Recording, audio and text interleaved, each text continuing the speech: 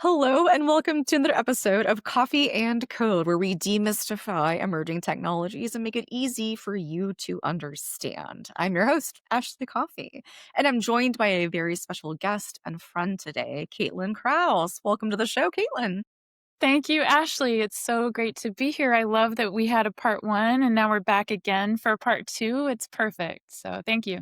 Thank you for making it happen. Whenever I saw you at AWE, you were like, let's do a part two of the conversation. And most people say that in jest, which I appreciate. It's a kind gesture, but you meant it. And I really appreciate that because in this day and age, in the world of technology, things are moving fast. And this is actually celebrating the 1 year anniversary of your book, Digital Wellbeing, which I encourage listeners to check out. You can go to your local Barnes and Noble and get it. You can go to Amazon and get it. But this book by Caitlin Krause, Caitlin, you've like changed the world with your books. This is your fourth book, right? Let's lose Sixth count. book. Yeah. My third nonfiction. So you're right. It's my third piece that's in the nonfiction category. Yeah. Lovely, lovely. And for everyone listening who cannot read the book right here, the cover that I have, it's Empowering Connection with Wonder and Imagination in the Age of AI. So important. So you're back for conversation two, and those that are listening who may not know who you are, a little bit about Caitlin. Caitlin Krause is a globally recognized experience designer, author, and keynote speaker who founded the consultancy MindWise and teaches about well-being and technology at Stanford. She has authored 6 books, including Designing Wonder, Mindful by Design, and most recently, Digital Wellbeing. Caitlin's drive is to help individuals and teams navigate the complexity and change, prioritizing collaboration and creativity. She advises organizations including TED, the U.S. Air Force, LinkedIn, Google, Meta, Oracle, and the U.S. State Department. Caitlin's mission is to empower meaningful connection for a full life thriving. Welcome back, Caitlin. I'm so happy you're here. Thank you. Thank you. So it's great to be back. And I was also thinking as I heard my bio, yes, all these things. And there's a duality, right? We can come back to the same topic. And like you said, have a different layer because of life and context and advancements in the tech. And also we're always changing. Like we're always advancing, whether it's in our mindset. So I believe a lot in paradoxes and dualities because this whole notion of well-being, it's like, what does it mean to simply be? And one of my tenets is that we are enough. A lot of the wellness industry is marketed toward this idea that we're missing something and we're lacking and we're not enough. And I think people hear that and they think, yeah, I want more of this, more of that. I want to have a lifestyle that's perfection. And, we use the word optimize in tech all the time. What does it mean to not be complacent, but to be compassionate toward ourselves and others and just say, hey, I'm going to practice a quality and state of being where underneath it is the value I'm enough. So that was a kind of discovery for me this year. What does it mean to feel in this age of noise and rapid disruption that there are places and spaces in real physical quality of being and also in metaverses and layered spatial environments where we can have an opportunity for that connection of enoughism. Absolutely. And I love what you're talking about here because it's deeply described here and several wonderfully illustrated concepts like the presence pyramid, which is my favorite. And, Yeah. and I think this makes the intangible tangible and it gives you that next step. And I encourage everyone listening to practice that presence, but to try to have that nonsense of shame. And I'm sure you see that a lot in your work, but I want to ask you digital well being, how do you define it, Caitlin? Well, first off, thanks for mentioning the presence pyramid because that was featured in an article in Forbes that Charlie had written. That's I, right. I I think sometimes it's not that I take these things for granted, but that was something that came from, I think, 10 years ago. And we were at South by Southwest trying to think about what makes an experience real. Essentially, it links to my take on digital well being because I try not to pin down one definition. That's actually symbolic in the cover. It's fractals and different angles and facets. So, I you know, love we that. yeah, we can make things clear, but they don't have to be oversimplified because it's all context based. So, digital well being, if I say what's an experience that makes you feel very connected, your take on that is going to be maybe a different means than my take. So it's kind of a concept of the how. Like, how do we connect our intention with our attention? What are some practices that can bring us back to identifying what we really want in relationship? And so the book and also courses that I lead talk a lot about what relationships we actually want to have with other humans, with ourselves, with our ability to feel connected across media, where the media is the technology. So Mm, yeah, so when I deconstruct digital well-being, and I also noticed in your intro that this podcast is all about demystifying. It's like yeah. how can we celebrate what is a buzzword? Like, it must be something meaningful to people if people are talking about well-being and they're talking about digital. How can we make it less confusing and less prescriptive? Because I think a lot of people will ask me, and I say this all the time. They'll say, what are the 10 steps? Or I just want like the easy life hacks. And I can say, well, there are some things you can try out. You're going to use your body as the testing ground and, see how it resonates. And if it's not useful, then feel free to, just not do that. Caveat is that sometimes what feels like friction can actually be an allure to get in there and practice. Um, Mhm. so I'll say that with some people, like when we work on leadership modules, when you're at your edge, sometimes that's right before a breakthrough. So Yeah. if people are like advantaging for comfort, that can be a little dangerous in this day and age because what's comfortable is not always what our true self wants. Like, I believe we want rigor, we want pushback, we want a mindful dance partner that we can kind of spar with Mm. sometimes. So what's our relationship in all of these applications? And how can we get rid of the shame and blame toward ourselves and toward others and just say, like, here's a chance for more agency. Here's a chance Mm. for me to take my life back and feel as if I have some choice in the matter. Choice. Oh my gosh. I'm so glad that you said that because I've been reminding myself and those around me just verbally the choice of free will. We so easily forget these choices and options. We get into autopilot, but that's a really good segue into also the choice of data and the Yes. platforms that we use and where our data goes and how we're identified and what that looks like. There's so many data breadcrumbs that are left across the platforms and the physical devices that we use, even when we walk into the store or a library. There's these little digital breadcrumbs invisible to the naked eye and some visible. And I don't think we're ready as a society to really comprehend the importance of that, but the long-term implications as well. And I do think digital well-being does have a through line in that. Digital well-being in the sense of data well-being, of being trustful of where your data is going. What are your Right. thoughts on that? We imagine the two of us as if right now we were code, kind of like the Matrix. What if we are biometric psychography? What if we are streams of code? As you're walking around during the day, it is a Black Mirror episode if used in a certain way. Our data tells a story, and the story is both our Mhm. lifestyle and also predictive measures. One of my concerns is that we might work our way into living in silos if the people who are managing the data are only concerned with, let's just say, some kind of financial gain, because then Mhm. the advertising structures are going to feed you what's predictive that you would like. And, you'll kind of be living into a narrower reality without realizing, oh, I didn't really have surprises. Our Mhm. brain loves surprise and delight. So if we don't get those organic surprises or the serendipity of a conversation that might be with someone who's outside of that perceived silo, then it's almost as if we don't know what we don't know. So, Ashley, I can think of at least, hundreds of different scenarios where this could go wrong. And it's all based on the quality of, are we actually opening up the data and the power to the people who are producing it? Is the power in the data producer? And we're producers.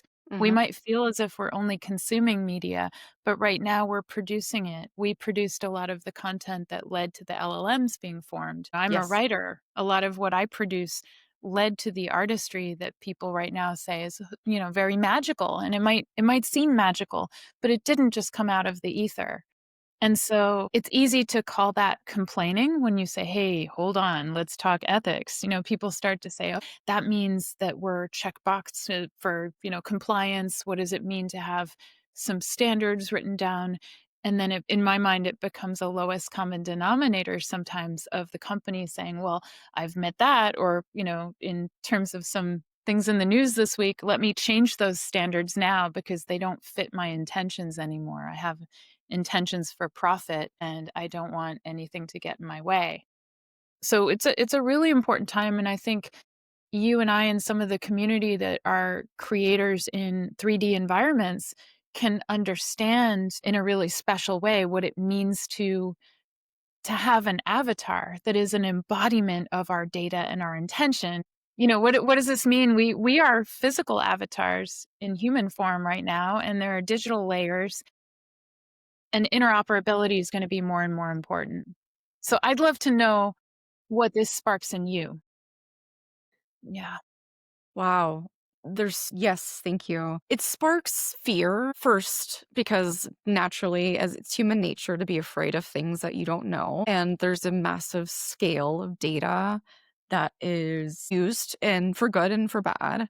And knowing what I know and seeing what I've seen and understanding the world of technology, it's alarming. But I do have hope. I have optimism for humanity understanding the importance of where we are right now in this timeline and giving that a call to action for everyone to know that we do have choice of free will and we do have the ability to choose the platforms that we integrate into and produce. And we can choose. It's not a mandatory you have to use Facebook.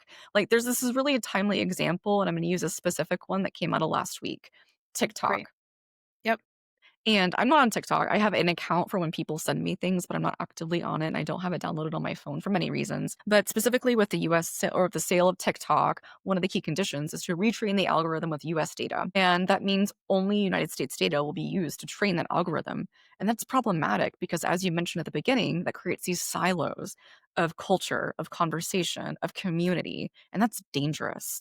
Mhm. And when you have digital winds blowing in the direction of someone's intent, that is problematic. And especially in the US, we have very little policy or legislation that promotes the protection of humanity and people. It's really profit. So I do urge everyone listening to be an active participant in your digital life. Yeah. Yeah, and it might not seem clean. In the beginning, I think that's part of the message that I would wanna tell people. When you start to it's kinda like you pull one thread and then you start to pull and it attaches to something else, and yet the whole discipline of asking these hard questions and taking some accountability, because I think accountability is a Yes. paradigm. I practice what's called the middle path. And I was talking about this with Kent Bai too, and I love him. We have these philosophical discussions. Does the middle path mean wishy-washy, like anything goes? No, for me, it means that anytime there's a polarization, I choose to examine it, and then it's kind of a Taoist perspective. Some people call it Wu Wei, but it essentially means kind of scope out, look at everything, and with the accountability, there's personal accountability, and then there's also others. And if we exist in a world where we, let's say, just say it's Meta's fault or it's the big company's fault, I'm powerless, then subconsciously we play the role of victim. And then if we're Yeah. in victim mindset, we might psych ourselves out and say, I have no agency. And that's a scary place to be. And you and I could feel, well, we're trying to start a different platform that, let's say we want to go somewhere that's more open source. Well, that can be scary too, because right now, majority of humans might be using some other platform and change is hard. But Mhm. when you start to initiate a change, then you feel what that feels like. Maybe you're looking at your data in a different way. You start to have conversations that lead you toward more understanding. So it's not, I don't imagine it's going to be perfection instantly. But No. when I start asking these deeper questions, if I look at it as not a zero sum game, if I say to myself, okay, I'm not going to be so hard on myself, I'm going to give myself some permission to maybe take part in some group activities that might be on sites that, don't totally align. with values, but then you're there in the conversation. You might be able to navigate elsewhere when you start to find it, and then finding it gives you more confidence. I guess I'm just saying to everyone listening, don't psych yourself out or feel like you have to take these polar sides. And when people have a debate, I have an opinion, I'll make it known. And I'm also ready to openly listen to what appears to be the other side. Um, and I'll use an example from MIT because I really wanted to Yes, bring this up. please do. There's okay, and I love that we're speaking about this because I think it's emergent. I think It is. a lot of what's happening, I don't have the answers, and I think I learned pretty early on not to try to predict this is exactly how it'll look, but I kinda know I know the conditions for how I'll feel when I'm in a system where I have more agency, and that Yes. makes me feel like I wanna build it. So I have some notes here Yeah, that I just wanna refer to because please do. 2 weeks ago, John Werner, and he and I know each other from me being part of AR in Action. About 10 years ago at MIT Media Lab, there were a bunch of people working in augmented reality. We got on stage and we were sharing different pieces, and this was all when certain platforms were emergent. We all kept in touch. It's associated with the TED network, and the human interaction labs have had different gatherings since then. So at Stanford 2 weeks ago, there was a gathering that Fei Li was part of, and we were looking at JI and the lab. And Ramesh Raskar was part of a panel. He came from MIT to talk about Project Nanda. So this is what I wanted to bring up. It was all of this community Project that had NANDA. Project Nanda, Wow. NAND. Okay. It's an acronym. We'll have to look up exactly what it stands for, but it's a research group that is making breakthroughs in what the protocols are for data sharing and for open source software. So What? so if more people know about this, and Ramesh was on David Eagleman's podcast. He's doing great work at a lab. His background is in ocular and different ways that vision can be used with vision computing and AI.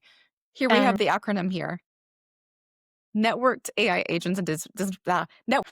yes, networked AI agents and decentralized architecture. Let's just say it over and over. Yeah. So the gathering was called Imagination in Action, kind of a play off this action and agency. Happened, 2 weeks ago, was really inspiring. A lot of people are getting together and saying, we can't just stay in these silos of academia. Like that could be a silo too. People have breakthrough research, and it's all like, let's wait till it has a capitalist vehicle to go out and conquer. And then the conquer becomes competition instead of what a lot of us are believing in right now, which is about collaboration and not just the passive collaboration like, oh, it would be nice, but this is the way we have to really lean into this and say there are ways we can be more interoperable where we don't have to say this is confusing, my data is not my own. Let me build the web structure for AI just like the original web was built. And I guess the original to Tim Berners-Lee version had been open and had been really aspirational about people sharing and collaborating. So Project Nanda or Nanda is a protocol. They're building an international network. They have 15 international sites so far that host the initial databases, and they're talking Amazing. about building 200 regional teams. There's a nonprofit that's handling the standards body. So this idea is that let's just make it really practical. And this Yeah, all has to do with well-being because it's it digital does. well-being. How are we structuring society of the future? The word on the street is agentic. And Yep. if we're building agents to be our proxy, back to intention meets attention, where is my will being executed? Like if I have free will, my agents are taking a certain input from me, a directive, they're executing it, but they're going to go to the Ashley bots and they're going to be connecting and acting. And where's the accountability? This idea of an internet of agents is kind of what's coming down the line because they're all going to be hyper super connected and somewhat automated to, they don't have to check in with you all the time, but they're Mhm. built on proxies. they're receiving, if right now everything becomes siloed and you have to choose between, whether you're using a certain company to house this, or whether, let's say, some of the big players right now, I think there are just a certain amount of big companies that are Mhm. kind of owning the market. Let's say they get in Mhm. competition with each other, then the agentic infrastructure is also going to be in competition rather than open source, rather than collaborative. So, this project is all about communication, the ability to navigate autonomously, us to have ownership of what these AI agents are doing, and Mhm. how they're having transactions. So, it's an agentic web that's a repository. They have mechanisms there for security and trust and definitions of standards and protocols. And so this could sound to a listener like, wow, that's the farthest thing from well-being. I think of digital well-being as digital detox and going away and having a meditation retreat. And just like the middle path, I'm saying both, and like, let's let's stop thinking in binary that focusing on our breath, focusing on our physical well-being has to be separated. Because my theory, and I've really tested this past year, I've been more into somatics. I've been more Mhm. into like feeling my physical body, feeling when things come up, because I'm biological. And as I'm entering this digitally mediated world, it's going to be more and more important for me to have physical care for myself and really advocate for what makes sense. And then look at my digital layers and proxy as an identifiable part of me. Like, it's part of my system, and my system's interacting with yours and everybody else's. So I really think it's something that everybody should be thinking about right now, especially in the business world where there are some high stakes. Business, education, healthcare, every system that is slow to change and has some aspect of personal freedom that's Mhm. associated. It's all at stake. Yes. True, true. And in your book, I think this is relevant. You talk about the framework for creativity through culture, through the four culture cornerstones. And I do think that's important for people to hear, especially those that maybe aren't quite there on agentic AI. I mean, it's here, but can you talk about those four culture cornerstones? Yeah, thank you. I love, by the way, can we just look at your tabs for people watching? Yeah. This makes an author really happy when you give this kind of conversation and you see someone else that has sticky notes on the pages. Because I mean, Thank you. it's really, thank you. Thank you for not having your AI summarize the book, and Never. I would I never love have it. it summarize your book, Caitlin. You just brought me a lot of happiness. I have Good. a slide. I have a slide with color of the culture cornerstones that I'll also, we can Nice. put that up during the visuals for this. Yes. This came from, believe it or not, from years of teaching across all levels. I was a middle school teacher in international schools. I was a high school teacher. I've taught in university, and I also have a background working for Accenture and doing a lot of business training, which I've come back to Mhm. this It's an year. amazing A lot of, background. yeah. Well, I mean, you're always learning, right? I feel Yep. like education Students of is a world life. where yeah, mhm, yeah, lifelong. And at each stage, I was learning firsthand that in a culture, especially with media and exchange and innovation, the culture of the learning environment, the innovation environment, whether it's business or any application, it was based on these cornerstones where it had to start with trust. People need to trust, and the body, the human body, when it enters a place, just picture when you put on a headset, the first thought is, where am I? Is something going to come and get me? You need to identify that you're in a safe place. So establishing the primary culture cornerstone of dignity was super important to me. And I realized all journeys would be based on somebody feeling invited and feeling as if they matter. And so, back to that enoughism, how do you have dignity if someone isn't invited to show up and tell their story? If they're just a passive recipient. I learned a lot in education about the history of Piaget and Vygotsky. If people study learning research, it's not that we're passive learners like sponges waiting to be filled with content. Everyone who comes to a place has a backstory, has a significance, has association. And so dignity is that collective trust of I see you and how do I have to be for you to feel recognized and valued? Not that our being exists in competition with each other. Yeah. We have a mutuality of respect. Like people will see I respect myself and this space and I hold you in dignity too. And so it's really valuable when you have that as the base. And that I view almost like the earth quality.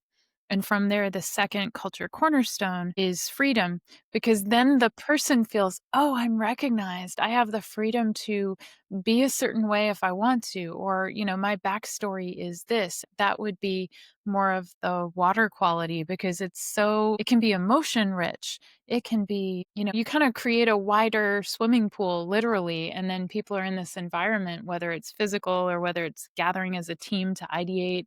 That's when you have the third culture cornerstone, which is about invention. So Mm, you have dignity and freedom, and then you have the invention where the imagination, that would be like the air sign. This is all a circle. So the invention really only comes if someone feels like they're met with dignity and they have the freedom to express themselves. If they oh don't my feel like they gosh. have dignity or freedom, they're going to just wall up and then they'll go home and express themselves creatively in their own studio, but maybe not in the social trust of a space that could be better culture. So then you have this wonderful application of invention.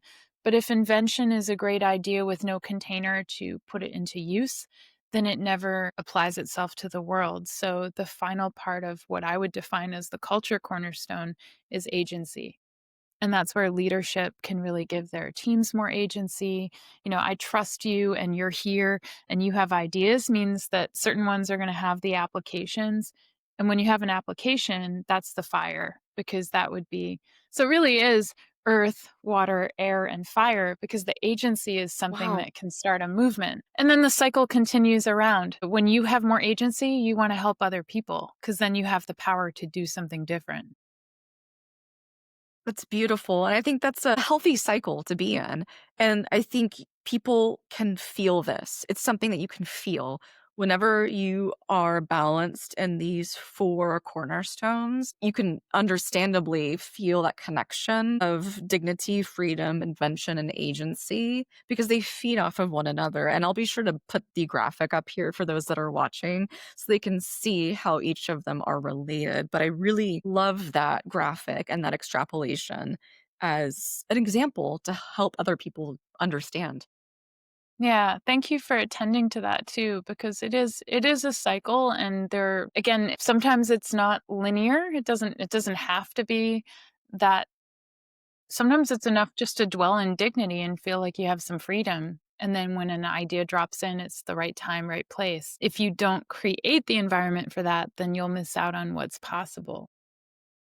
Exactly. I can think back to one of my bosses who, when I was an emerging technologies librarian at a higher education institution, he created that environment of dignity, freedom, and that cultural creativity that allowed exploration. So I know exactly what you're talking about is when you feel seen and heard and listened to, the sky is the limit. And I really hope that those that don't feel it that often do it for themselves, but also do it for others because it's so powerful. Yeah, thank you, Ashley. Yeah, and thanks to that person, I feel like we give back gratitude to people who have modeled that in our life. 'Cause it's hard to imagine what it's like until you give it a go. Certain people will say to me, "Well, I've never done that way. I usually just dictate what the plan is, and I have to come up with it." 'Cause, leaders want maybe to be seen as perfect or have the whole idea in mind about the execution. Then if they're looking at that and those cultural habitudes, the whole dynamic starts to change, and they're like, "Wow, I actually have more leadership authority because my system and my group knows that I trust everybody." And spatial engagement, I would say the next 3 years are gonna be really incredible for people who are into XR and layered engagements because there will be more places to practice this. And we've been Yeah. living in the most awkward time to be human has been the 2D media neck up and people trying to connect with their teams and practice these elements where, you know, these it's timeless. These culture cornerstones are ideal for putting into applications in virtual environments where you can share and have symbolic meaning and have 3D objects and have people performing tasks in a way that's totally different than what we see right now. So Mm. when I'm leading a session or skill building, part of attending to what would be emotional intelligence is like the primer. Like, how can we be better collaborative teams? And then the next stage is going to be people realizing, wow, we now have access to information on AR glasses.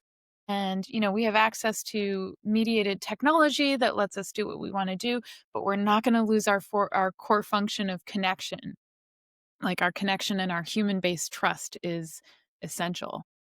Absolutely, and that actually goes right into my next question. Oh, Is your perfect. book yeah, right? It's every It's like I we love how planned this, this but we works. really didn't. So we are. We're very spontaneous. It just Okay. works. It just Yeah, works with us, Caitlin. it does.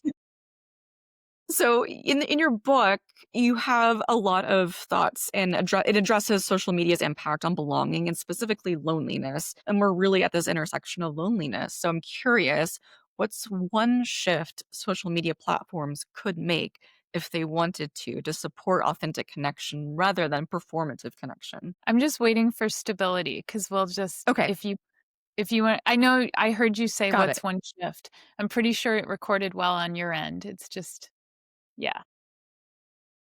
Got it. I marked that, so I'll be sure to go, scrub that from the recording. This is the beauty of doing pre-recording is you don't have to worry about it. Can you hear Yeah. me now? But yeah, perfectly. Okay, great. Okay, Caitlin, question for you. Your book addresses social media impact on belonging and loneliness, which is so important. What's one shift social media companies could make if they wanted to support authentic connection rather than performative connection? This is a huge topic. I'm looking in this book because there are multiple chapters. One of them, I talk about Esther Perel and Sherry Turkle's research, which is about being alone together, what it means to be Mm, around other people, but still feel kind of isolated and disconnected. And I believe a lot in this idea of social I love social. I love social media. I love the idea of ambient connection, meaning we don't always have to be eye gazing or our avatars don't have to be talking, but we can have that ambient awareness of co-presence, which initiates a feeling of belonging. And Andy Fidel also talks about this in the book. She and I have done a lot of different cooperative, co hosted events together and there's something really beautiful about being invited into a space where you don't even have to speak. You can be quiet and still feel belonging. So, what does it mean to have entry points that are low stakes? That would be one change that I would make to how people view this. It's not, I think people skip social and they just think performative or profile or what do I want to share? What's my brand? It's like, what if your goal is to simply get curious? mhm. What if we have environments where there's some co-presence coupled with things like geocaching, where I could be in an environment and see something Ashley left for me at a different place and time? And what if it's nonverbal? What if more of us in the future are going to celebrate our neurodiversity and have things that are sounds appearing as colors? And that's me going way, way, way far into my dream state. And that's something that I'm actually building right now. So if people are curious about it, there is a spatial well-being garden that I'm working on where watch this space. People can reach out to me and I'll tell you more about it because a lot of the talks that I give, it's about experience and people want a sense of wonder and magic. Yes. So there's a place for that, and there's a place that hopefully will be accessible to everybody, regardless of what kind of device you have. So interoperability. I was going to ask you what platform are you using for Yeah, that? totally. Totally Okay. interoperable. So watch that space, and that's the hints that I'll give, and then I'll give updates, and you'll be first to hear when So something's ready to excited. test. Yeah, but and back to the question though, because I think there's also a heaviness there where if I had an ability to name a data-driven goal, I would love to be part of reducing the rate of suicide within the next 5 to 10 years by a significant amount. Suicide has been going up, and in America, it's a rising problem. It's one of the leading causes of death for younger generations, and this crisis of loneliness and lack of belonging. The former US Surgeon General had named it as an epidemic.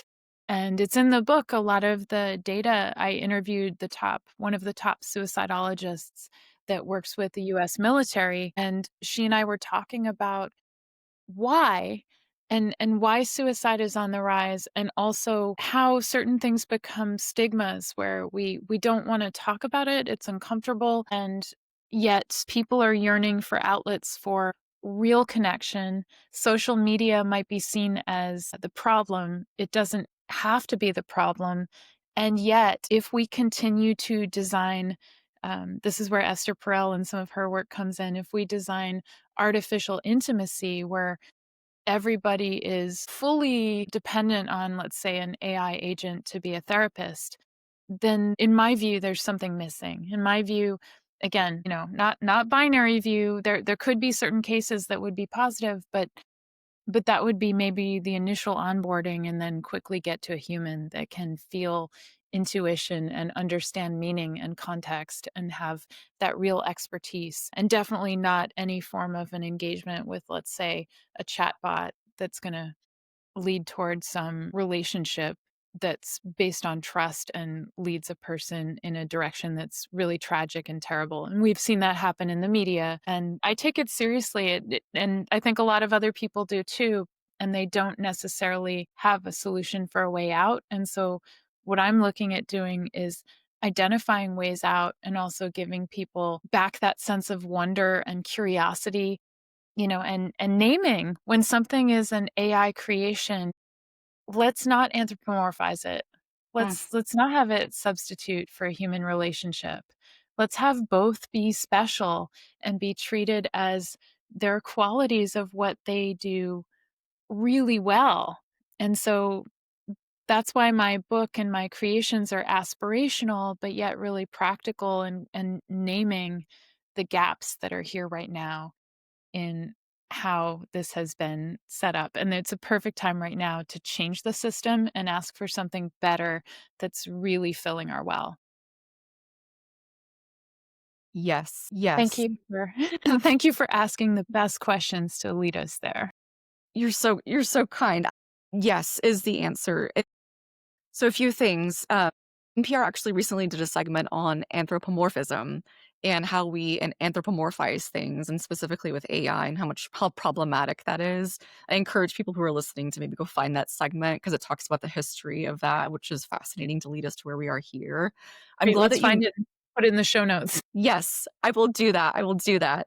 Um, but I'm glad that you mentioned the suicide. And for anyone listening, if you're in the United States, 988 is a mental health lifeline. You can call or text. If you or someone that you know is struggling, there's someone on the other end of the line ready to help you. And both Caitlin and I are huge advocates of mental health and want to be a part of the positive change to prevent those numbers from happening and look at it from a proactive versus a reactive perspective. There's two cases I'm following right now, Caitlin, is one of the case against OpenAI, and the other case is against Character.ai.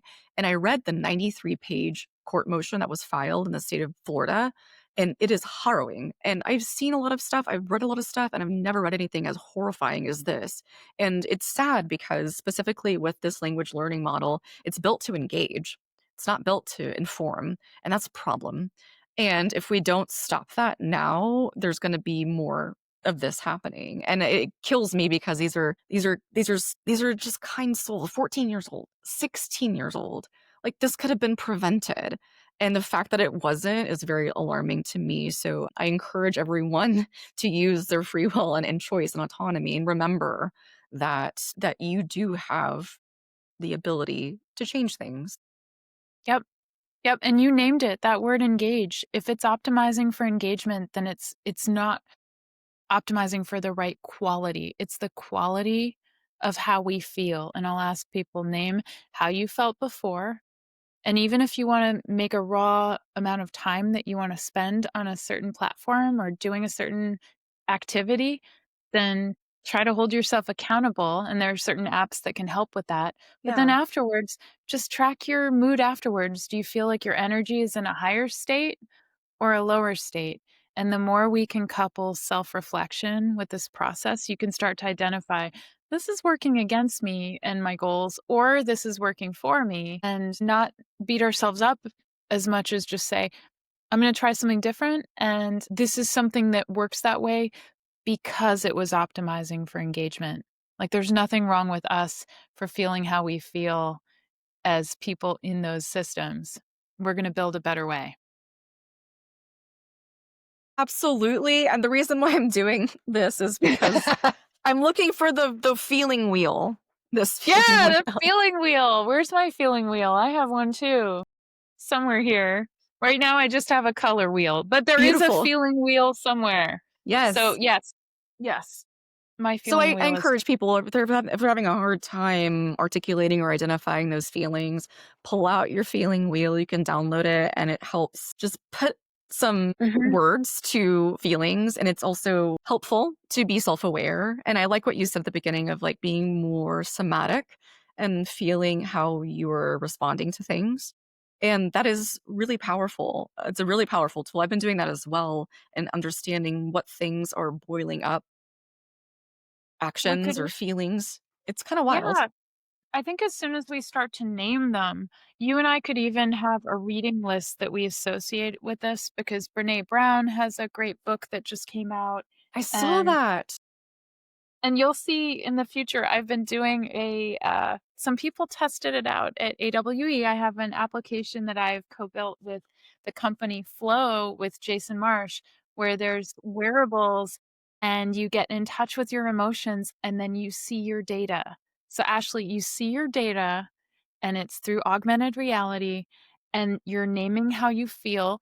So in my designs, I made this wheel because I felt like I wanted to show I love that. some of the do you see primary, secondary, tertiary? Yes. For anyone else who loves to get messy with markers and colors, this is how I design, and in the design, I'm looking at affect codes, arousal, what Mhm. does it mean in our body? And for for people who might not be familiar with some of these like data terms of emotion, the affect is whether you feel positive, negative, or neutral about something. So I could say, wow, Ashley makes me feel real positive affect. And then the arousal codes are your energy states, like high, low, or medium. So, for example, calm for me is a really positive affect because it makes me feel good. And the arousal is low because calm doesn't make me want to run around the room. It just makes me want to be with myself. Whereas Mm. joy, positive affect code and positive high arousal because I'm really fired up. So let's just say the more in touch we are with our human primary and secondary and tertiary emotions, the more we kind of understand our own coding. Like, oh, now I get why I react to certain things a certain way. And I can feel more like, I'm not going to be able to control things that are outside of my, I can't control others, but I can control my own receptivity and how I have equilibrium. So a lot of my work has been on resilience training, whether it's for the Air Force, for companies, just kind of spicing it up with some blend of expression and humor and joy and saying there are ways that we can come back to ourselves and befriend ourselves and others on our teams. Okay. Absolutely. Thank you. Thank you. Thank you. I love this. Me too, me Yeah. too, and I'm so glad you mentioned that as, like, our code, like, we all have our own little code on the inside, like, yeah, it's not, Yeah. Python, but they're little bits and pieces that are really informative for us to know and learn about, and that's why I try to no one understands, like, the coffee and code. That's the point of the show. It's not about data and coding, it's Wow. about, like, the code that we all have, like, demystifying that code, right? Wow, I love this. I love my goal had been to dig deeper on the stories of Ashley, and that you're doing it. We're teasing it out. I never knew that. Yeah, Wow. And now yeah. I understand more. And the lightning bolt, does that have to do with energy? Yes, it does. You know how they say ride the lightning? Mhm. Just ride the wave. It's gonna go up, it's gonna go down. The thing with storms is that they pass, they're temporary. So, like, enjoy the highs, experience the lows because there's a duality to appreciate there, and just keep Yeah. going. So that there was a whole story behind this, and you can't really tell, but there's bite back here to, like, represent the connection to nature. It's kinda hard to see with embroidery, but there's some layers to that. I Beautiful. hired someone to do this in 2021, a graphic design firm, and they knocked it out of the park, with everything I wanted. So thank you for asking. I love it. I love it. And one of my favorite quotes is, "You can't change the waves, but you can learn how to surf." And that's a mindfulness quote by John Kabat-Zinn. So I do think this idea of meeting the moment, we can learn how to surf. That's a good note to end on. Thank you. Thank you too. And thanks to everyone who's listening to us, because I'm sure there's going to be a part 3 in the future sometime. So may this be the beginning of many more. Absolutely, Caitlin, and I think we're just beginning to see the beginning of, like, your career, and, like, you've already done so much in this space, which is so exciting, so I cannot wait to see what else you contribute to this space because it's incredibly meaningful, it's very timely, and I can't think of a better person to help shepherd the world into digital well-being and understanding what that could look like as modeled behavior, so thank you for all the work that you do, Caitlin. Wow, I'm both honored and motivated. I feel like I'm not done, as you said. And we're recording this right before October 10th, which is World Mental Health Day. So I'm going to be hosting something related to that. So, again, watch this space. And if you're curious about things happening or anything I mentioned, CaitlinKrause.com is my website. And so I'll be putting up more updates and announcements about that so people can take part. Thank you as ever, Ashley, for being the best host with all of these questions that really, they look at digital well-being in a way that's beyond what might be the expectation from the term.